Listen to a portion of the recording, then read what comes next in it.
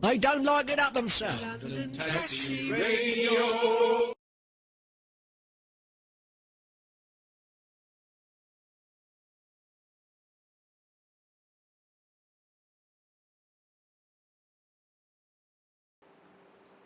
Hello everyone, this is Joe the Holborn Cab coming to you from the Knowledge Point School, which is where we interviewed, pretty much in this spot where we interviewed Maureen Lipman a couple of weeks ago.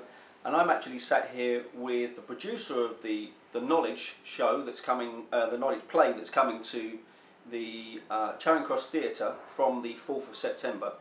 And if you haven't got your tickets yet, go and buy your tickets. And I'm here with the producer. This is Vaughan Williams. Welcome, thank you for coming to see us today. Thanks for having me. And spending some time with us. I mean, first and foremost, I believe you're not from London, is that correct? That is correct, yes. 7 years in Wales, 11 years in the wilds of Stoke-on-Trent, then 3 years in Surrey at college, and then a mere 39 years in London. Just 39. So I'm a So a you're newcomer. yeah, you're not plastic anymore, you are practically a Londoner. I suppose so. And what brought you to London, if you don't mind me asking you, what brought you here?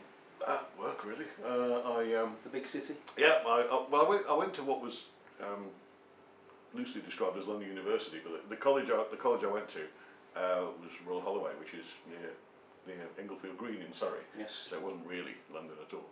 Okay. But it gave me a gentle sort of introduction to the southeast, and then I got a job in London, and I've been here ever since. And that was it. Yep. And when did on the production side of things, when did that start to happen for you? At what point did you start to get into producing? Well, not that long ago, really. I retired from my job in the city 5.5 years ago, and I was sort of on short time for the last 6 months as I eased myself out. So by amazing coincidence, just as I was getting ready to retire, I was lucky enough to be able to take early retirement. Some friends of mine said that the lease of the old Players Theatre had come up for sale, and they asked if I'd be interested in joining them and buying it, and so we did. So I ended up as one of the partners in what we then renamed as the Charing Cross Theatre, and then a couple of years later I elected myself chairman, and we've been involved in production ever since. And it's been going well. Last year we got the Off West End Award for the best musical, and so it's all heading in the right direction. That's good. And so moving nicely on to this particular play that we're talking about, that everybody knows about, and I mean it's on everybody's lips at the moment. Everybody I'm speaking to out there is talking about this play, especially after we did the interview with Maureen, which was lovely, and it was very relaxed, and you know, Maureen was brilliant as usual. And I feel a bit sort of embarrassed. They're big shoes to fill, really, aren't they? Well, I'm not an accomplished media performer. We're talking about a lady that's been around a long time and has done lots of things. And I even admitted to her that, you know, at one point in my sort of youth, I had this. Maureen was sort of she was a big screen presence for me, you know. And you probably watched the interview where I actually told her that my dad loved Joyce Grenfell, and she went on to do the Joyce Grenfell impression. So it was lovely. It was just she was a national treasure. Absolutely. So going on the play, well, first and foremost, how did you come to meet Maureen? How did it all sort of evolve? What happened? Well, if I can combine both those questions in one go. I moved to Islington 18 years ago, and I bought a house in Milner Place, which, as you'll know, is the tiny little street next to Gibson Square. And I've always been a big user of black cabs, and I soon learned that I should never say, "Take me home to Milner Place, please," because all cabbies have forgotten where that is, and they all think it's in Chelsea. So, but if I said Gibson Square, not only did they know where that was, but also I would then be entertained for the rest of the journey by stories of when they did the Knowledge. So it just became an interest of mine, and because everyone's got different stories to tell, and it all sounded horrific. And so it is. Let me tell you, it's horrific. I'm sure it is. And I developed this interest, and after we got involved in production, we were thinking of different shows that we might like to produce that we'd have a personal interest in, and we thought the public would like. And I was going home in a cab one night, and the cabbie was talking about the original film. And I remembered I'd seen the film when it first came out and thought it was hilarious, but I'd kind of forgotten the details, so I couldn't remember whether it was all about cabs driving around the streets of London or what. I remembered the appearances, so I sent off to Amazon and got a copy, and I sat down with a pen and paper, and I realised that the centre of it is all about the appearances and about the relationships with between the Knowledge Boys and their partners, and it's all about people and their relationships with Mr. Burgess and so on, who becomes, you know, a father figure to Chris and so on. So I realised that it could be done on the stage, and done very well, because the appearances, which are the dramatic centre of it, it's two people, two chairs and one desk, which is an incredibly theatrical scene that will normally work better on stage than it will on screen. And it's very intense. Yeah. On the realistic side of it is, it's a very intense situation, and any knowledge boy or any cab driver will tell you that that's probably one of the most intense situations, apart from maybe your wife giving birth or something. You know, one of the most scary and intense situations. So exactly what you're saying. Yeah. You know, you've probably had those stories lots of times. So I showed the DVD to my business partner, Stephen Levy, and he agreed that it was extremely good. He's been producing shows for the last 30 years, so I just sort of, on a Johnny-come-lately really. And so we thought we'd love to do it. So we got in touch with the agency that looks after the Maureen's ownership of the works of Jack, and we had a bit of a problem getting traction.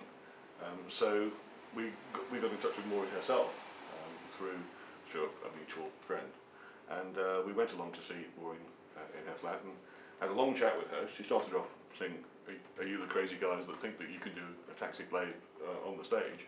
But she warmed to the idea. Very bright lady, so she soon saw that it was possible if you did it the right way. And so she said, "Well, get an adaptation done, and let's see." So we used a chap that we've used before, who's a dramatic advisor, used to work for the National Theatre, and he identified the perfect adapter for us.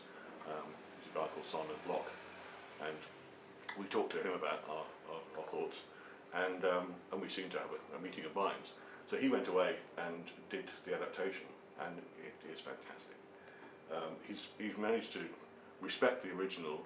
He's kept about 80% of Jack Rosenthal's original words, but has managed to move it indoors and build up the appearance sections and so on and so forth. So it's terrific now. So does it move in the same way as the movie? Does it have that same sort of feel that you're chopping backwards and forwards, or does it concentrate on one thing at a time for longer periods? You can't chop quite as fast. No, of course. Obviously on stage as you can on film. Mm-hmm. So the scenes will be longer. Mm-hmm. But that gives you what you lose on one side, you gain on another. That gives you the opportunity possibly to go into the characters a bit more. Maureen seemed quite. She was very pleased with what Simon had done. Yep. So the general feeling from everybody, when you read the adaptation, what was you expecting, and how did it? Once you got to the end of it, how did it affect you? Well, when you commission a script, you never quite know, because obviously it's an artistic process, and for all you know, the writer's going to come back and say, actually, I've decided to reimagine this in the year 2042, after a military coup has taken place in London, and these taxi drivers are, all that's left of a defence force or something like that. So there was an enormous sigh of relief when we realised that Simon had played it very, very straight but very intelligently, and he respected Jack's work, but given it that sort of move towards indoors, which is obviously essential if you're doing it on stage. So we were delighted. As I said, Maureen was delighted, and so Stephen and I said, well, as you like it so much, Maureen, we wondered if you considered directing it for us. And to our delight, she said yes. Straight away, pretty much. Pretty much. I mean, that does that give you? Did that at the time give you a measure of where she wanted to take it in her own little way, you know, obviously with Jack's legacy and all the rest of it. Well, Maureen thinks it's his best work, and so I think that puts pressure on her, obviously, but pressure that she welcomes. So. I'm going to grab one of these actually, because if you haven't seen one of these already, can we focus on that, John? If you haven't seen one of these already, this is the front of the flyer for the play, and you can see the posters behind me. Now, it is designed in a particular way. Would you like to explain the idea behind? I mean, it's fairly obvious what it is. It's obvious that it's but a couple of trainee cabbies pursuing a goal. Pursuing a goal, yeah. I mean, so what gave you the idea for this sort of? I mean, I know it's obviously set in '79, so you've tried to stay true to that sort of time. It's got a very sort of man about the house feel about it. Well, that's what we did when we first looked at it. Obviously, you have a designer that does things. Yeah. Because if I draw something, it looks like a 5-year-old's done it. So it's a very talented lady called Rebecca Pitt, and but they obviously want some sort of brief as to the sort of thing that we're after. So I said, could we make? I did my research and looked up a load of stuff on the internet, and I said, could we have it like a 1970s sitcom, but without ladies' knickers, please? Because everything that you look at from the 70s has always got ladies' knickers in it. In this day and age, that's possibly a little. Could have maybe had some hanging on a line behind or something. You know, there could have been something there. But this is so this is the flyer, and on the back, I will mention this because cab drivers will obviously be interested in this. And on the back, there is an exclusive cab trade advanced booking special offer, and the way it stands is if you buy your stall's tickets, you and your guests will receive an upgrade to premium package. So you know, you'll get the best seats, a free drink, a free program, and you won't get charged fees on your booking. So if that's not an exclusive and brilliant offer, then I don't know what it is. It's a bargain. It's an absolute bargain. Now I'm going to ask you something. Actually, yeah. I'm going to ask you something. Now, you said you live right on the edge of Gibson Square. I do, yes. And I'm not sure if you're aware, but there's the most infamous. In fact, at the end of the movie, now I'm not sure if they've included this, but at the end of the movie, you know, a gentleman gets into the character, Mick Ford's character's cab, and says he picks him up. He's at Manor House. He wants to go to Gibson's. Yeah, I've forgotten. Thank you. And he'd gone to Gibson Square. You've had a bit more practice than me, and he said, we're going to Gibson Square. No, we're going to Manor House, and then we're going to Gibson Square. And he goes, Manor House at Gibson Square? You're joking. Something like that. Yep. And he says, I'll have your number, son. You know, that sort of thing. Now, Manor House to Gibson Square, obviously being the most infamous knowledge run, and the number one on the first list of in the old blue / pink book. There's a certain way you go. I mean, you can go. There's a few ways, I suppose, you could go. You could alternate it at the end, but you wouldn't have to know it, would you? I'll give it a go, if you like. Would you? Yep. Okay. I'd like to start on the end first, sir, please, if that's okay. So you give me where you're leaving from and then where you're ending up. Could you do that?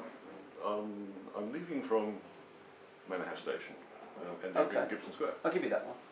I'll give you that one. I'm sorry if I get this horribly wrong. Please don't send me hate mail, because I appreciate cabbies know this and I don't. Don't worry, I'm here. Okay, you can give me handy hints if you like. Right. Okay, Manor House Station. Leave on the left, Green Lanes.